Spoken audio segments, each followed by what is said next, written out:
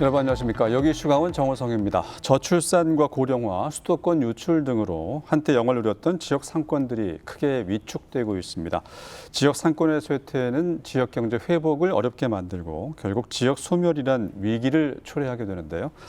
여기 슈강원 특별기획 지역 소멸 강원에서 답을 찾다. 오늘 이 시간은 지역 상권을 되살리고 지역 소멸을 극복하는 방안을 모색해 보도록 하겠습니다. 오늘 함께해 주실 네 분인데요. 먼저 석병진 강원자영업 소상공인협회 회장 나오셨습니다. 안녕하십니까? 네, 안녕하십니까? 네. 그리고 박승환 원주 청년 소상공인협회 회장 자리해 주셨습니다. 안녕하십니까? 안녕하십니까? 네. 그리고 김복원 춘천시 의원도 나오셨습니다. 안녕하십니까? 네, 안녕하십니까? 네. 백영미 강원연구원 연구위원과도 함께 하겠습니다. 안녕하십니까? 지역 소상공인과 자영업자를 대표해서 현실적인 걱정과 우려 그리고 그럼에도 희망과 기대를 얘기를 해볼 텐데요. 먼저 연구위원님, 지역 상권과 인구 구조 이 둘이 어떻게 연결되어 있는지 궁금한데요. 지역 상권 형성이 인구 소멸과 지역 소멸에 어떤 영향을 미칠까요? 네, 지역 내 인구의 총량은 상권 전체 매출의 규모를 결정하고 인구의 연령과 가구 형태, 소득 수준 등 어떤 업종이 들어서고 살아남을지 상권의 성격을 결정합니다. 네. 다시 말씀드리면 지역의 주력 연령층이 누구냐에 따라서 상권의 주력 업종과 소비 트렌드가 달라집니다. 네. 예를 들어서 고령층 중심의 상권 같은 경우에는 건강과 의료가 주요 수요처가 됩니다. 그렇기 때문에 병원, 약국, 건강식품점, 노인복지시설 등의 활성화가 높고요. 그리고 1, 2인 가구가 많기 때문에 주요 구매 단위가 소량입니다. 네. 그렇지만 밤 시간대의 상권 활성화도는 매우 떨어집니다. 반면에 영유아와 아동 중심의 상권에서는 자녀의 교육과 가족 단위의 소비가 주류를 이루기 때문에 학원과 키즈카페, 소아과, 프랜차이즈 식당, 대형 반찬 가게 등이 활성화됩니다. 상권이 활성화되면 인구 유출을 막기도 하고요. 인구 유입을 촉진하는 핵심 역할을 합니다. 예. 반면에 지역 상권이 쇠퇴하면 주민들은 생필품 구매는 온라인으로 하게 되고 문화와 외식 소비는 결국에 인근 도시나 수도권으로 원정을 가기 때문에 일자리가 줄어들고 또 결국 인구가 감소하는 형태로 바뀌면서 지자체 공공 서비스가 축소되고 생활의 인프라도 열악해질 수밖에 없습니다. 네. 지역 상권 형성은 단순한 자영업자들이 매출 증대 문제를 넘어서 지방 도시의 정주 인프라를 유지하고 청년 유출을 막는 지역 소멸 대응 정책의 핵심 축이라고 말씀드릴 수 있습니다. 네. 지역 상권 회복이 또 지역 경제에 영향을 많이 미치고 인구 소멸과 지역 소멸에도 영향을 미칠 수 있다는 얘기인데, 김 의원님은 후평시장 상인회장이셨잖아요. 전국도 최연소 상인회장이었고 야시장 개설 등의 변화를 이끌었는데 상인에서 시의원으로 경험이나 역할이 어떻게 달라졌는지 궁금하고요. 현재 춘천의 시장 상권 특징 어떤지도 말씀해 주시죠. 네, 후평시장 상인회장으로 활동할 때는 시장 하나를 활성화하는 것이 가장 큰 역할이었습니다. 야시장을 개설하고 다양한 행사를 추진하며 현장에서 상인들과 함께 고민하고 뛰었습니다. 네. 시의원이 된 후에는 한 시장이 아닌 춘천 전체 상권을 바라보게 되었습니다. 춘천시 상권은 수도권과 가까운 곳에 위치해 접근성이 좋고 강원권 중심 도시이자 관광 도시라는 특성이 결합된 곳입니다. 네. 여기에 춘천시는 시장 활성화를 위해 문화행사와 야시장 등을 운영하고 있습니다.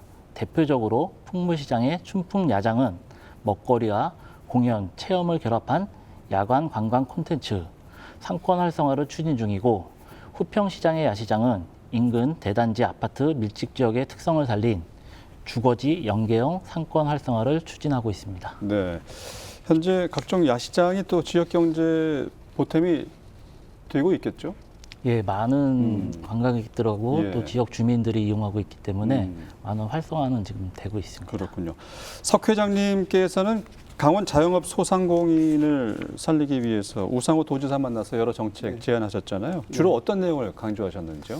저희가 10여 년 넘게 자영업 소상공인 활동을 해오면서 가장 필요한 게 강원도청 내에 자영업 소상공인을 위한 위원회 자체 컨트롤 박스가 없습니다. 그동안 없었습니까? 아무도 없었습니다. 그래서 이번에 우상호 도정이 들어오면서 특별한 강원도 말씀도 했었고 5급 3특의 조건에 맞춰서 저희가 이번에는 특별히 더 우리 의견을 모아서 함의를 담아서 우상호 후보님한테 강원특별자치도 내에 이제는 좀 실질적인 걸 하나 기구를 만들어 달라. 네. 그래서 그 관련된 일을 하시는 분들의 의견을 함의를 담을 수 있는 네. 그 틀을 만들어 주면 좋겠다. 해서 말씀을 드렸고요. 네. 두 번째 저희가 신경 쓴 부분이 강원 상권진흥원을 설치해 달라는 말씀을 드렸습니다. 상권진흥원. 네, 이게 왜 그러냐면 코로나19 때 우리 여기 선임연구원 계시지만 저희가 그 버팀목 자금을 지원받으러 갈 때 그 쿠폰 받듯이 아침에 경제진흥원이 원주에인데 가서 보면 아침 새벽같이 가서 그 예약을 하고 2, 3일 뒤에 그 버팀목 자금을 받을 수 있는 그 절차를 할 수가 있었어요. 네. 그 경제진흥원이 그 형태를 그 제대로 수행할 수 있는 기능을 넘어갔단 말씀이죠. 그래서 이 24만 명이라는 자영업 소상공인을 컨트롤할 수 있고 이거를 할 수 있는 별도의 그 상권진흥원이 필요하다. 이것은 특별한 강원도에 그 모두가 행복할 수 있는 전제 조건이 된다 말씀을 드리고 네. 이것이 될 수 있는 이유 딱 한 가지가 있습니다. 이재명 그 대통령께서 경기도지사 시절에 경기상권진흥원이라는 것을 만들어서 그 안에서 지역화폐, 지역상권 등등을 만들어서 이미 성공 사례가 있고 네. 우리 강원도도 18개 시군이라는 데가 상당히 포괄적이고 지역이 넓습니다. 그래서 우리 이 부분은 강원도 예산에 맞춰 범위를 축소하더라도 만들어서 경제진흥원에 집중된 그 어떤 업무 과중도 줄이고 실질적인 자영업 소상공인을 위한 정책을 만드는 것에 일단 주안점을 주겠다. 그래서 네. 그 두 가지 부분을 그 우상호 지사께 저희가 제안드렸고 검토해 본다는 말씀 그리고 있었습니다. 네, 그렇군요. 자영업 소상공인위원회, 네. 자영업 소상공인 상권 네, 진흥원. 그렇습니다. 박 회장님께서는 낭만사를 이끄는 문화기획자시고 원주 청년 소상공인 협회장인데 취임한 지 이제 한 7달 지나셨네요. 협회장으로서 가장 먼저 어떤 활동 주력하셨고 혼자 기업을 이끌 때하고 또 지역 청년 상인 전체를 이끌 때가 좀 다를 것 같아요. 어떠신지? 가장 먼저 한 일은 저는 우리 협회의 존재 이유를 다시 한번 좀 정리를 해야겠다라는 생각을 했었습니다. 네. 그러니까 지역과 세대, 직업이라는 특징으로 저희가 모였는데 우리가 왜 함께 모였어야 하는가 그런 것부터 좀 고민을 시작했고요. 네. 어디에 집중해야 되고 또 무엇을 좀 정리할 필요가 있는지를 한번 다듬어 봤습니다. 보통 소상공인 하면은 음식점이나 카페 같은 외식업을 떠올리곤 하는데 박 회장님처럼 문화기획이나 교육, 강의 같은 새로운 분야에 도전하고 있는 청년들도 요즘 늘고 있는 것 같네요. 외식업에 비해서 이색 콘텐츠 기반 창업 같은 경우에는 지역에서 좀 안착하기가 유독 어렵다는 생각이 드는데 현장에서 느끼는 뭐 장벽이랄까요? 어떤 점을 어렵게 느끼시는지요? 크게 두 가지가 있는 것 같은데요. 뭐 첫 번째는 당연히 시장의 크기가 좀 있습니다. 네. 그러니까 외식업 같은 경우는 그 전체를 대상으로 타겟으로 하고 할 수 있지만 그렇죠. 문화기획이나 뭐 이색 교육이나 이런 것들은 아무래도 타겟팅된 매니아층이 필요하거든요. 그러니까 예를 들어서 1년에 뭐 10몇만 원대의 뮤지컬을 자기 돈 주고 보는 사람은 제 생각에는 한 100명 중에 한 2명, 네. 3명밖에 안 될 거라고 생각을 하거든요. 근데 그 파이가 서울에서는 산업으로 이루어질 수 있지만 지역에서는 산업화되기에는 너무 작은 파이다라고 생각이 들고요. 두 번째는 사실 이런 부분 때문에 지역에서는 어떤 문화적 불평등이나 이런 것들을 해소하기 위해서 이런 문화 콘텐츠 어떤 기획들을 복지로서 해결을 해줍니다. 네, 네. 그러다 보니까 매우 저렴한 가격이나 무료로 이것들이 지역에서 풀리고 있는데요. 그렇기 때문에 이것들을 개인에서 내 사업으로 갖고 오기에는 또 쉽지 않은 그런 것들이 있습니다. 예를 들어서 서울에서 한 10만 원 하는 그 뮤지컬 티켓을 네. 원주에서 원주 시민들에게 15,000원에 베푼 적이 있었습니다. 근데 그게 횡성에서는 무료로 진행이 됐었거든요. 근데 원주에서 꽤나 그런 것들을 좋아하시는 분들이 그래서 원주보다 횡성이 더 문화적으로 발달된 도시다. 이렇게 표현을 하시는 걸 본 적이 있었습니다. 예. 사실 완전히 반대인 거죠. 원주보다 서울이 또 서울보다 어떻게 보면 브로드웨이나 이런 대형 쇼가 있는 곳들이 티켓값이 더 비싼 것인데도 불구하고 어떤 그런 인식들이 좀 있기 때문에 그것들이 현장에서는 좀 진입장벽으로 느껴질 때가 있습니다. 네. 석 회장님, 고금리, 고물가, 인건비 상승 등으로 폐업자 수가 계속해서 늘고 있는데요. 이 공인중개사 또 본업하고 계시잖아요. 네. 폐업장을 자주 목격하셨을 텐데 폐업 상인들의 현실적인 고충은 어떤 거고 그분들이 뭐 재기할 수 있는 방안이랄까요? 뭐라고 생각하시는지? 이 자영업 소상공인들이 가장 힘든 부분이 뭐냐면 우리가 코로나19 때를 이제 반추해서 지금까지 이어지는 경향인데요. 자영업자들이 가장 힘든 부분 하나가 내가 이 업을 지금 마이너스입니다. 이번 달 2026년 예를 들어서 거꾸로 올라가서 우리가 1월 달에 마이너스였습니다. 네. 그러면 2026년 2월 달에 플러스가 될 것이냐? 그러면 그 안에 다른 변수가 발생해서 내가 이자도 내고 임대료를 낼 수 있는 그런 것이 될 것인가에 대한 확실성, 이런 것이 기대치가 없다는 겁니다. 네. 이게 일단 자영소상공인 우리 대표님들이 가장 어려운 부분이고요. 폐업할 때 그분이 첫 번째 그 고민, 정서적으로 오는 그 충격이고, 두 번째가 네. 뭐냐면 우리가 코로나19 때 받았던 경영안전자금, 기타 등등의 자금이 있습니다. 이걸 폐업을 하려면 이 자금들을 다 갚아야지 폐업이 가능하다는 아, 그래요? 것입니다. 이 부분에 대해서 우리 8월 4일 날 이재명 대통령께서 중소벤처기업부에서 업무 보고를 받으면서 했던 내용이 있습니다. 그 해외 같은 경우는 코로나19 당시에서 그 국가에서 지원금을 주어서 직접 지원금이든 지원금을 줘서 코로나19를 넘을 수 있게끔을 네. 했는데, 우리 대한민국은 그 당시에 대출이라는 것을, 직접 지원금이 아닌 대출이라는 걸 줘서 그 기간을 넘어가게 했단 말이에요. 네. 그게 완전히 마이너스 그 상황을 계속 그 넘어가게 했는데, 그 기간이 1년 해서 우리가 언제 기한이 지날지 모르는 지금 5년이 넘게 왔습니다. 그래서 지금 26년 12월 달에 아마 그때 받은 채무에 대한 것들이 연장되는데, 이재명 대통령께서 하시는 말씀이 예. 그거는 좀 유예를 하는 게 맞지 않겠는가. 국가가 그 자영업 사장님들한테 그 당시에 특별한 그런 감염을 예방하기 위해서 영업적 손실을 주었으니 그거에 맞는 국가가 이제는 좀 그 채무를 떠안아서 채무 탕감이든 예. 이런 걸 하는 게 맞다. 그리고 한 가지 더 말씀을 드리자면, 제기할 수 있는 가장 큰 거는 제가 볼 땐 그렇습니다. 그 채무 탕감이거나 이게 가장 중요하죠. 근데 이 부분은 또 많은 분들이 그런 또 말씀을 할 것입니다. 역차별이다, 도덕적 그 뭐 해이다 등등 네. 얘기를 하는데, 나도 모르는 사유로 국가의 이익과 국가 공동체를 위해서 그 당시에 그거를 희생을 감내하는 상황이었다면 네. 과연 그 말을 도덕적 해이나 이런 말로써 그 할 수 있는 것이 될 것인가? 아. 그러니까 사회 공동체로서의 살아가는 연대 의식의 그런 관념적이나 공감적 측면에서 좀 다른 각도에서 한번 검토해봐라. 저는 그렇게 말씀드리고 싶습니다. 네. 네. 강원도에 지금 자영업자가 한 20만 명이 넘는 걸로 알고 있는데. 네, 저희가 그 데이터상을 수치로 받은 거는 가장 중요한 게 소상공인진흥공단이라는 것을 통해서 받았는데 24만 명이라고 24만 명. 네, 금년 3월에 26년 3월에 받았습니다. 네. 강원도 인구가 150만 명이니까 가게를 운영하시는 분들이 보면 대부분 가족끼리 운영하거나 3인들이 하는 거 보면 150만 중에 우리 유권자가 이 자영업 사장님들이 근 60만 이상이 들어가 있습니다. 그런 네. 의미에서 지금은 다시 한번 복귀할 시점이 됐고, 이제는 우리가 그걸 시정해야 될 때가 됐다, 이런 말씀을 드리겠습니다. 네. 소상공인과 자영업자로 살아남기 어려운 현실, 또 어떤 방안이 필요한지 두 분 말씀 들었는데, 연구위원님, 강원도 상권 기획자 양성을 통한 쇠퇴 상권 활성화에 대한 연구 자료를 발표하셨어요. 상권 기획자가 어떤 거고요? 어떤 역할을 하고, 또 강원도형 상권 기획자가 필요한 이유라고 할까요? 어떻게 보십니까? 상권 기획자는 어떤 소비층을 상권으로 유입시킬지에 대한 전략적 목적을 설립하고 타겟을 정해서 해당 상권 활성화 전략을 수립하는 전문가입니다. 네. 로컬 브랜드를 만들기도 하고요. 적재적소에 이 로컬 브랜드를 배치하고 상인과 임대인 등 다양한 이해관계자와의 갈등을 조정하면서 상권의 장기적인 자생력을 확보하는 코디네이터 역할을 수행합니다. 네. 강원도 전역의 상권은 사실상 소매업조차 유지되지 않는 읍면동 단위의 상권이 많습니다. 그럼에도 불구하고 기존의 정책들이 획일적으로 도시 재생과 시설 현대화 모델 정책에만 몰입되어 있어서 이것만 지속하고 있는데요. 굉장히 답답한 현실입니다. 사실상 우리가 중고차를 예로 들었을 때 네. 중고차의 허우대만 바꾼다고 해서 그 엔진의 성능이 좋아지는 건 아니잖아요.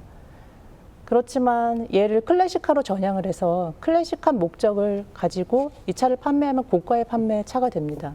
이런 것처럼 이제는 단순한 환경 개선을 떠나서 강원도의 그리고 각 지역의 특수성을 바탕으로 외지인들이 스스로 찾아오게 하는 어떤 목적형 상권으로 만든다면은 네. 좀 체질 개선이 되지 않을까 이렇게 생각하고 있습니다. 지역 소멸과 지역 상권 쇠퇴, 비단 강원도만의 문제가 아닌 것 같습니다. 상권 기획자를 통해서 상권 부활에 성공한 사례가 있다면 좀 말씀해 주시죠. 미국 포틀랜드 같은 경우에는 도시개발공사와 민간 상권 기획자가 함께 버려진 창고에 화랑, 아티스트 스튜디오, 독립서점 등 문화적인 테마 시설을 핵심적으로 배치를 해서 유동인구를 유입시키는 전략을 취했습니다.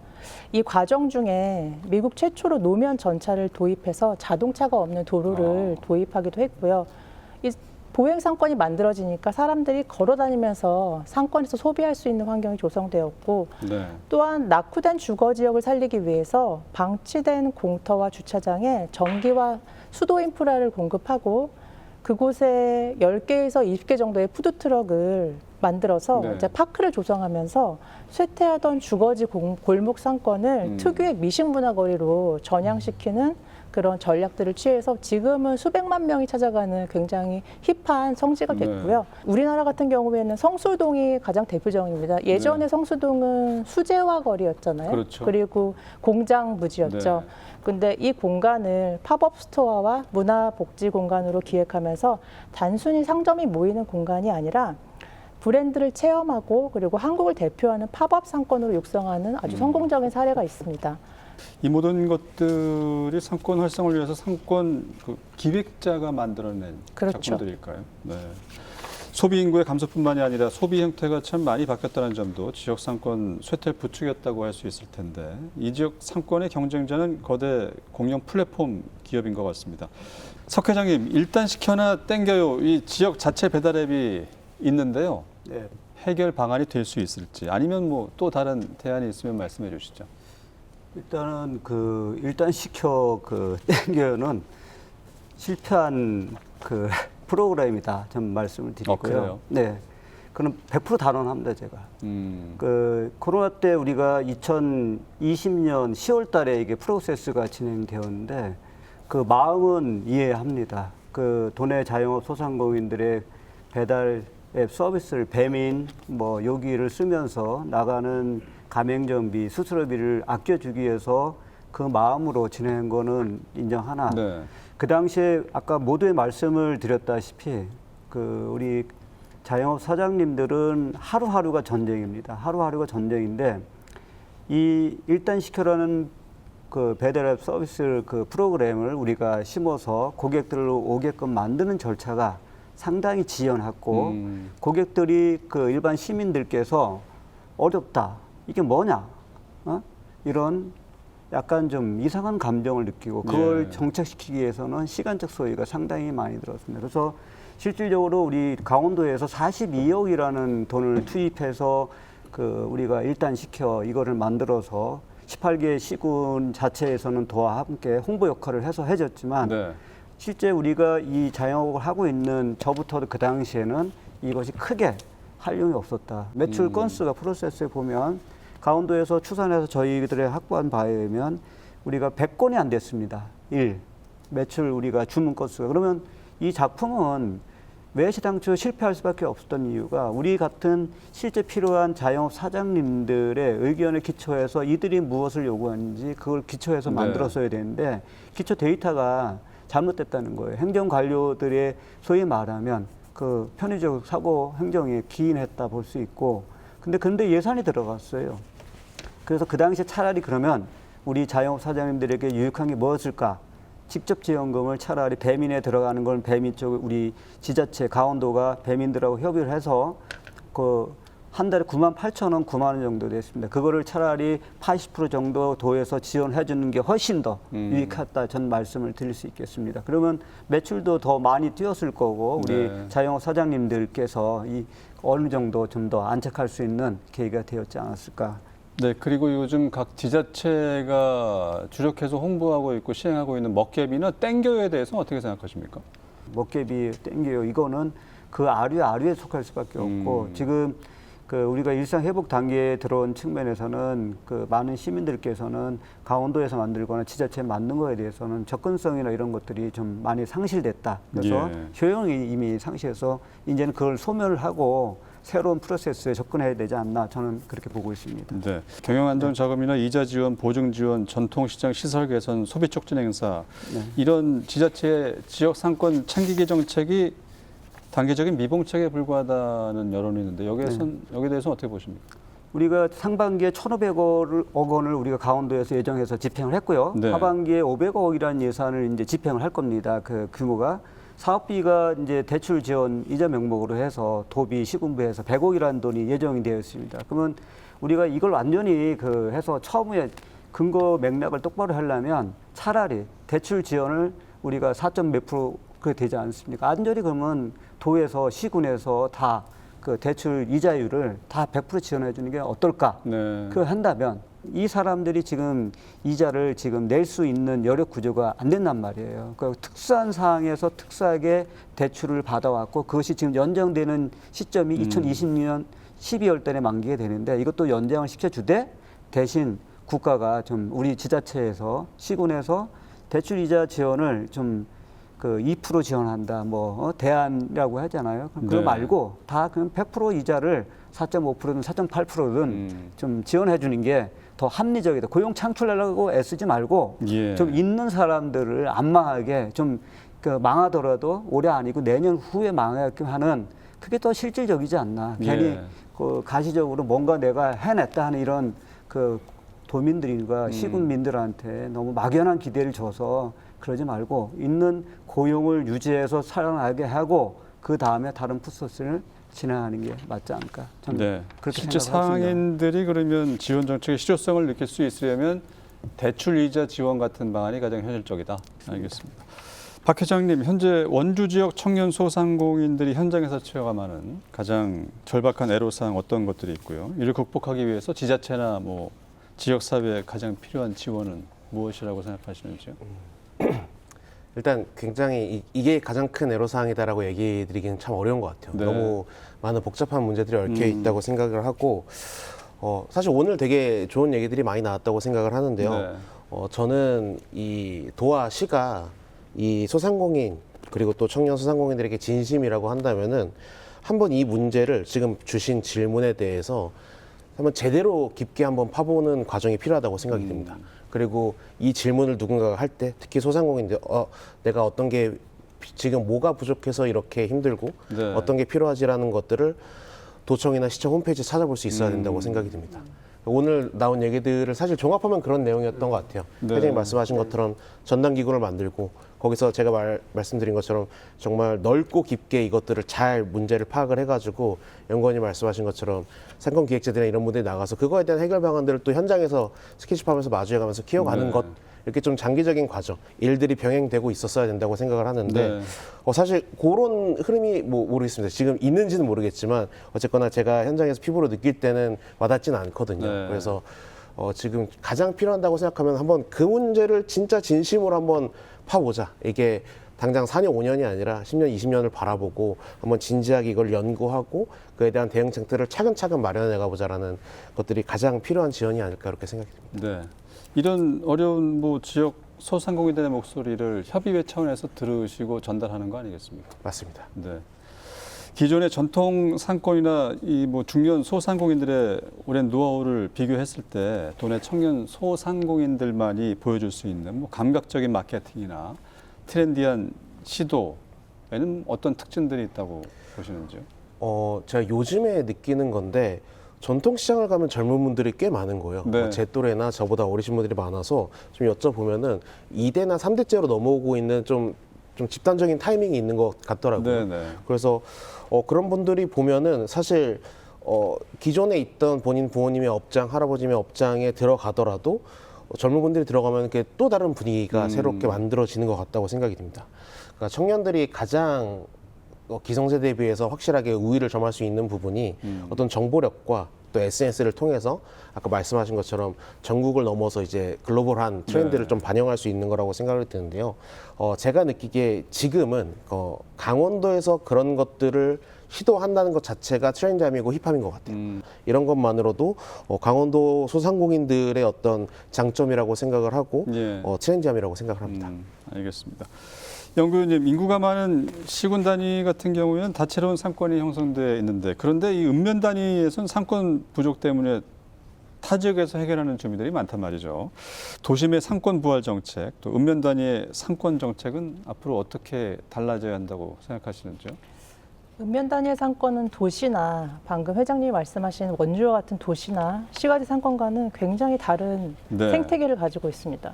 도시 상권 같은 경우에는 유동인구가 많고 그리고 상업적 밀도가 높기 때문에 좀 걱정이 없어요, 사실상. 예. 그러나 읍면 단위 같은 경우에는 거주 인구가 계속해서 감소하고 있고 고령화가 심해지고 또 생활 필수 기능이 축소되는 특징이 뚜렷한 곳들입니다. 따라서 읍면 단위의 상권 정책은 단순한 소상공인 지원을 넘어서 주민의 편의를 높여주는 특수 목적의 어떤 네. 형태의 상권을 가져가야 되는데요. 그 외에도 생활인구나 관광객을 늘리는 것을 목적으로 하는 소형의 상권도 읍면동 단위도 있습니다. 네. 근데 이러한 경우에는 조금 상권 기획을 하는 정책을 도입해서 상권을 활성화하는 방향들이 적합하고요. 네. 반면에 거주민의 편의가 목적이라면은 기존의 생활 인프라를 유지하면서 돌봄과 복지가 결합한 시설을 집중하는 그리고 면 소재 중심의 콤팩트형 행정과 상권이 복합되는 형태의 상권으로 만들어가는 것이 바람직하다라고 보고 있습니다. 반면에 생활 인구를 늘리고 싶고 또 관광객을 늘리는 것이 지역 주민들의 바람이라면 시군의 상권 관리 기구를 만들어서 읍면의 상권 기획자를 파견하고 앞서 말씀드린 것처럼 네. 상권을 기획하고 또 로컬의 브랜딩을 만들고 그리고 점포를 리모델링하고 핵심 점포를 육성하는 등등의 과정을 통해서 네. 전략을 구사하고 또 이 과정 중에 상권 기획자에게 정권의 어떤 책임을 부여하고 또 권한을 부여를 해서 예산을 5년 이상의 단위로 투입해서 장기적인 로드맵을 가지고 가져간다면 네. 그 지역 소형의 지역에서도 이런 생활인구와 관광객을 늘릴 수 있는 네. 상권으로 발전할 수 있다라고 볼 수 있습니다. 유형별 타겟팅을 설정해야 되겠네요. 그럼 지역별로. 그렇죠. 알겠습니다. 김 의원님, 지역 상권의 여러 요소 가운데 전통시장과 상점가를 두고 하나의 생활 상권으로 전환해야 한다. 이렇게 얼마 전에 의회 5분 자유 발언에서 제안하셨는데 지속 가능한 운영 구조를 위한 방안은 어떻게 생각하십니까? 네, 전통시장과 상점가를 잇는 상권 단위의 활성화의 핵심은 행사가 아니라 운영 체계를 만드는 것이라고 생각합니다. 예. 지금까지는 시장별로 개별 사업이나 일회성 행사를 지원해주는 위주여서 행사가 끝나면은 방문객들이 줄고 매출의 효과가 지속되지 않는데 한계가 있었습니다. 그래서 저는 전통시장과 인근 상점과 골목 상권을 하나의 생활 상권으로 묶어야 하는 운영 구조가 필요하다고 제안을 했었고요. 지금의 전통시장은 어르신들의 공간이라는 인식이 강하기 때문에 청년은 창업하고 아이를 둔 가족은 문화와 체험을 즐기며 어르신들이 편하게 장을 볼 수 있는 공간으로 변화해야 지속 가능한 상권이 될 수 있다고 봅니다. 시장만 활성화되는 것이 아니라 주변 상점까지 같이 소비자가 자연스럽게 이어지는 선순환 구조를 만드는 것이 중요하다고 생각합니다. 이를 위해서는 상인회와 상점가와 함께 참여하는 상권 협의체를 구성하고 공동 마케팅, 온라인 홍보, 통합 할인 행사, 춘천사랑 상품권, 페이백 프로모션 등을 함께 기획해야 한다고 생각합니다. 네. 결국 지속 가능한 상권은 행정이 계속 끌고 가는 구조가 아니라 상인들이 직접 운영하고 행정이 필요한 부분을 지원하는 체계가 돼야 된다고 생각합니다. 네. 그래야 사업이 끝나도 상권이 스스로 성장할 수 있고 지역 주민과 관광객이 반복해서 찾는 생활 상권으로 자리 잡을 수 있다고 생각합니다. 네, 알겠습니다. 박 회장님께 질문드리죠. 이 원주 청년 소상공인협회가 가장 강조하는 가치 중에 하나가 바로 네트워킹으로 보이는데 자본도 경험도 부족한 청년 소상공인들 서로 뭉치고 협업함으로써 생존율을 높인 대표적인 사례가 있다면 이 시간을 통해서 소개해 주실까요? 제가 생각하는 네트워크는 물론 이제 정보를 공유하고 서로 매출을 증대시켜주는 것도 중요하지만 가장 큰 가치가 혼자 무너지지 않게 혼자 냅두지 않는 것이라고 생각을 합니다. 코로나 때 얘기를 할 수밖에 없을 것 같은데 제 사례입니다. 그러니까 코로나 때 저도 첫째, 둘째 뭔가 코로나라는 굉장한 사태가 일어나고 나서 금방 지나가겠지라는 생각을 좀 안일하게 갖고 있었던 것 같아요. 그래서 차라리 잘 됐다, 조금만 쉬었다 가자라는 느낌이 있었었는데 협회 또 여러 대표님들은 굉장히 발빠르게 움직이고 계셨습니다. 예를 들어서 그때까지만 해도 사실 배달 음식이 굉장히 한정적이었었는데 배달을 한 번도 한 적이 없었던 메뉴를 반조리 형태나 뭐 이런 식으로 개발을 하시고 그때 캠핑장이 또 열풍이었죠. 네. 그래서 캠핑장 납품처를 뚫어가지고 거래를 새롭게 하시거나 이런 것들로 적극적으로 대응하신 분들은 결국 그 안에서도 다시 상승 기류를 만들어내시더라고요. 팬데믹 안에서도. 저도 그 모습을 보면서 굉장히 많이 반성을 했고요. 저희 원주청년소상공인협회 같은 경우가 같은 업종이라고 무조건 경쟁하는 게 아니라 좀 함께 공부하고 성장하는 문화를 좀 지향하고 있거든요. 네. 실제로 그렇게 하면서 지금 청년들에게 필요한 건 되게 희망이라고 생각을 하는데 그 희망을 네트워킹을 하면서 같이 발견해 나가는 것 같아요. 예. 그러니까 네트워킹이 뭐 정말 단순하게 서로 팔아주고 이런 것뿐만이 아니라 인간성을 확대하고 그 안에서 같이 좀 희망을 갖게 해주는 것 그런 공동체라고 생각을 하고 네. 그렇기 때문에 소상공인들은 저희 같은 협회나 어떤 공동체를 가지고 가는 게 확실히 필요하다라는 생각을 요즘 많이 하고 있습니다. 네. 석 회장님, AI 데이터 센터 유치와 청정에너지 기업 유치, 관광산업 고도화 이런 것 같이 강원의 미래 먹거리를 책임질 여러 사업들이 현재 추진 중에 있습니다. 결국 사람들을 강원도로 유입하기 위한 공통의 목표를 가진 정책들인데 산업 성과가 지역 상권과 이어지려면 어떤 노력이 필요한지 말씀해 주실까요? 일단 우리 강원도의 그 AI 데이터 센터를 동해안 쪽에 만들면서 100조 정도 네. 넘는 그 어마어마한 그 투자 규모가 발생한다는 거는 우리 강원도 전체를 봤을 때는 크나큰 영광이고 그 기회인 것 같습니다. 네. 근데 이 AI 데이터 센터 유치하고 자영업 소상공인의 생태계하고 지역 상권화의 문제는 다른 측면에서 접근해 봐야 될 것 같습니다. 예를 들어서 데이터 센터가 들어온다 하는 것은 연구 인력 개발 같은 거 일정 부분이 발생하고 데이터 센터를 지으려고 하면 건설업과 그 수반되는 식당업 뭐 이런 거 같은 것은 효과를 보고 호황이 될 수 있겠지만 자영업 소상공인들에게 그 기간, 데이터 센터를 짓는 기간 2, 3년의 특수한 업종이죠. 그 안에서 숙박업과 음식업 외 일부 한정된 업체 빼고는 나머지 우리 18개 시군 중에 동해안권을 뺀 나머지 지역에서는 그 의미를 볼 수 있을까? 그 부분은 좀 다른 평가를 봐야 한다는 말씀이고요. 네. 고용 창출이 된다고 했을 때 고용 창출은 과연 얼마만큼 어떻게 해서 어느 인력이 들어올 것인가는 그건 아직도 미정인 것 같습니다. 제가 앵커님한테 이 질문을 받았을 때 솔직히 어떤 답변을 이렇게 데이터 센터는 저희가 공부를 해봤을 때 그냥 그 외곽적 보안 업체는 생기겠죠. 한 500만 남짓을 그 관리도 하고 기술 업체들은 있겠지만 이 안에 연구인력이 들어갈까? 연구인력 들어간다는 소리는 저는 못 들어본 것 같습니다. 그래서 그렇다면 고용 창출과 이런 것이 이어질 것인가에 대한 것은 또 반면에 증명되지 않고 우리가 알 수 없는 영역인데 그건 좀 회의적이다 말씀드리고 정치나 뭐 정책을 하시는 분들은 좀 어떤 일을 할 때 그 수요자인 도민들의 그 성향을 요구를 받아서 하는 게 첫 번째 진행이 아닐까 그렇게 말씀을 드리겠습니다. 네, 알겠습니다. 김 의원, 춘천시의회 전반기 문화복지위원장이 되셨는데 지역 소멸 대응이나 춘천시 생활 여건 고민 이어가고 계실 것 같은데요. 오늘 지역 상권과 소상공인 논의와 더불어서 어떤 것에 좀 중심을 잡고 정책을 펼쳐나갈 계획이신지요? 앞으로도 정책을 분야별로 따로 보지 않고 하나의 지역 경제 생태계를 연결해 주는 것을 접근해 보려고 합니다. 네. 농민이 안정적으로 생산을 할 수 있어야 지역 먹거리가 살아나고 지역 먹거리가 살아나야 또 전통시장과 상점가가 활력을 찾습니다. 네. 여기에 문화와 관광이 더해질 때 지역 경제는 더욱 큰 시너지 효과를 낼 수 있다고 생각합니다. 앞으로도 현장의 목소리를 바탕으로 시민들의 실제 변화를 체감할 수 있는 정책을 만들겠습니다. 네. 연구위원님께 오늘 마지막 질문 드려야 될 것 같습니다. 쇠퇴 상권을 활성화하고 또 이와 연결된 인구를 유입시키기 위해서 장기적인 대책이 아무래도 필요할 것 같은데 기관별, 단계별 어떤 정책이 필요할까요? 목적형 상권으로 탈바꿈하게끔 아주 큰 체질 개선이 필요합니다. 체질 개선이요? 네. 그렇기 위해서는 강원도청이 컨트롤 타워가 돼야 되고요. 네. 지금까지 강원창조경제혁신센터에서 로컬 브랜드 육성 사업을 했었습니다. 네. 근데 그러니까 로컬의 어떤 상권을 만드는 거는 로컬 브랜드와도 굉장히 밀접한 관계가 있거든요. 그래서 강원창조경제혁신센터가 운영 기관이 돼서 지역의 특수성을 아주 잘 아는 로컬 인재를 육성을 네. 하고 그리고 현장 밀착형 교육으로서 도시 계획부터 시작을 해서 핵심 점포를 육성하는 방법론, 그리고 거리를 브랜딩하는 것, 그리고 부동산 전략 등 현장 노하우를 전수하는 어떤 전문가를 육성하는 네. 프로그램을 운영해야 된다라고 봅니다.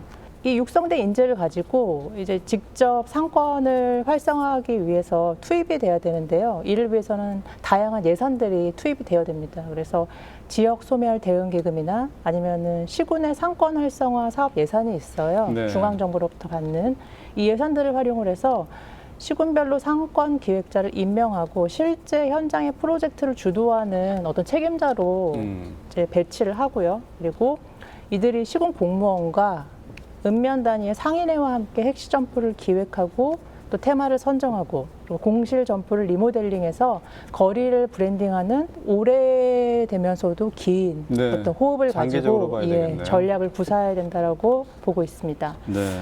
이러한 일련의 정책은 앞서 말씀드린 것처럼 5년 이상 진행되어야지만 이게 안착이 될 수가 있고요. 그리고 상권기획자가 지역에 정착해서 마을 상권 활성화 정책을 10년 이상 지속할 수 있도록 좀 매년 상권기획자가 진행하는 사업을 평가하고 네. 그리고 10년 이상 지역 주민들이 이 사업들이 지역과 맞는지에 대한 것도 함께 검토해보는 과정들이 필요하다고 볼 수 있고요. 네. 그리고 정량적으로는 상권의 유동인구가 얼마나 증가했는지 그리고 점포들의 매출액이 얼마나 증가했는지 이런 객관적인 지표들을 검토를 통해서 지역 주민과 전문가가 어떤 평가를 해서 지역의 지속 가능한 발전을 모색하는 사업으로 발전할 수 있도록 네. 함께해야 된다라고 보고 있습니다. 네.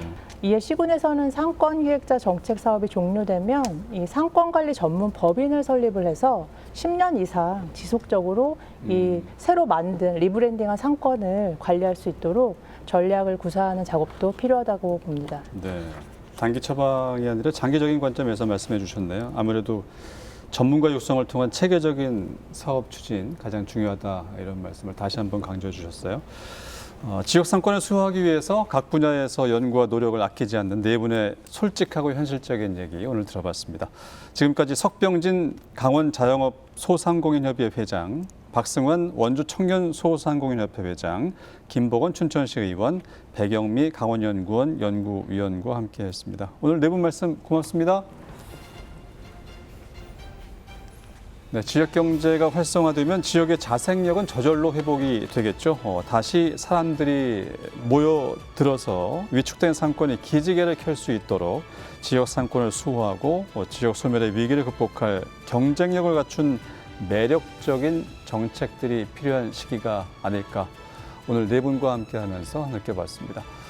여기 슈강원 특별 기획으로 준비한 지역 소멸 강원에서 답을 찾다 오늘 시간 여기서 인사드리겠습니다. 함께해 주신 여러분 고맙습니다.